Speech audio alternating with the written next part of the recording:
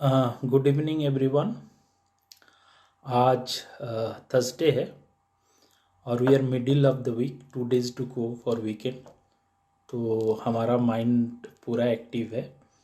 So I have decided to discuss something serious topic. Our live session will be something on a serious topic. तो आज हम लोग discuss करेंगे risk क्या है, जोखिम क्या है, इसके बारे में हम लोग आज डिस्कस करेंगे।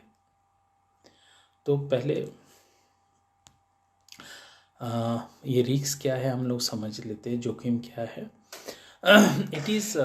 It can be defined, risk is a simply not getting what you expected.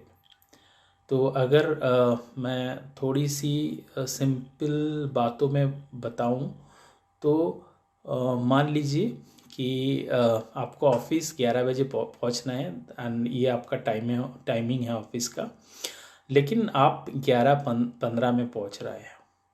सो ये जो 15 मिनट आप लेट पहुंचते हो, दैट इज़ योर रिस्क। तो बहुत बड़ी सिंपल भाषा में आपको समझाया, ये 15 मिनट आपको ये रिस्क है, ये नेगेटिव रिस्क है।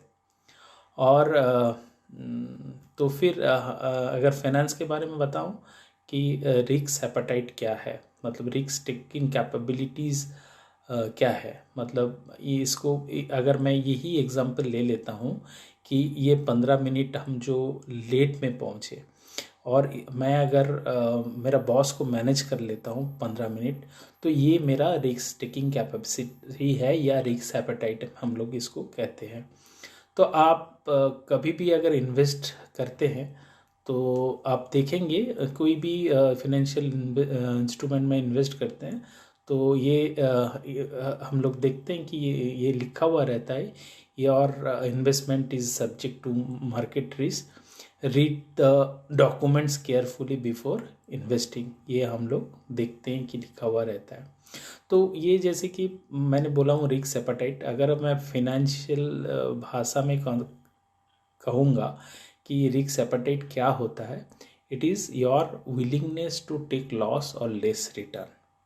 ठीक है, यही आपका रिस्क एपेटाइट या रिस्क टेकिंग कैपेसिटी है।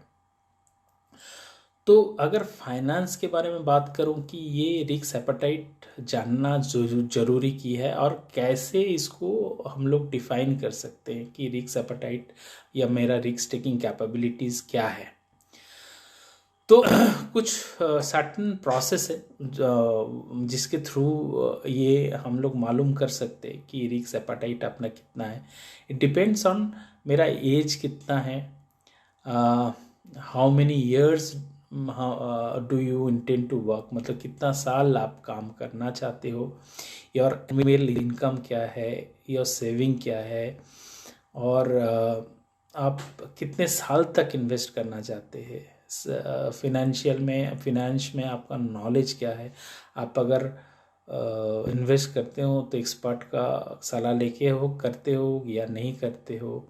तो ये सारे जो क्वेश्चंस है वो इसका आंसर हम देंगे तो हम लोग रिस्क एपेटाइट को डिफाइन कर सकते हैं।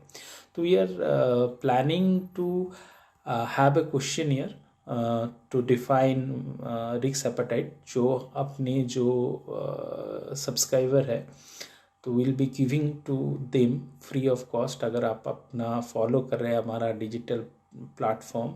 And if you want this question here to find your risk appetite या आपका रिस्क टेकिंग कैपेबिलिटी, तो we can give it free to you can check it out your risk taking capability. अभी ये risk taking कुछ मोटा मोटा हम लोग मानते हैं।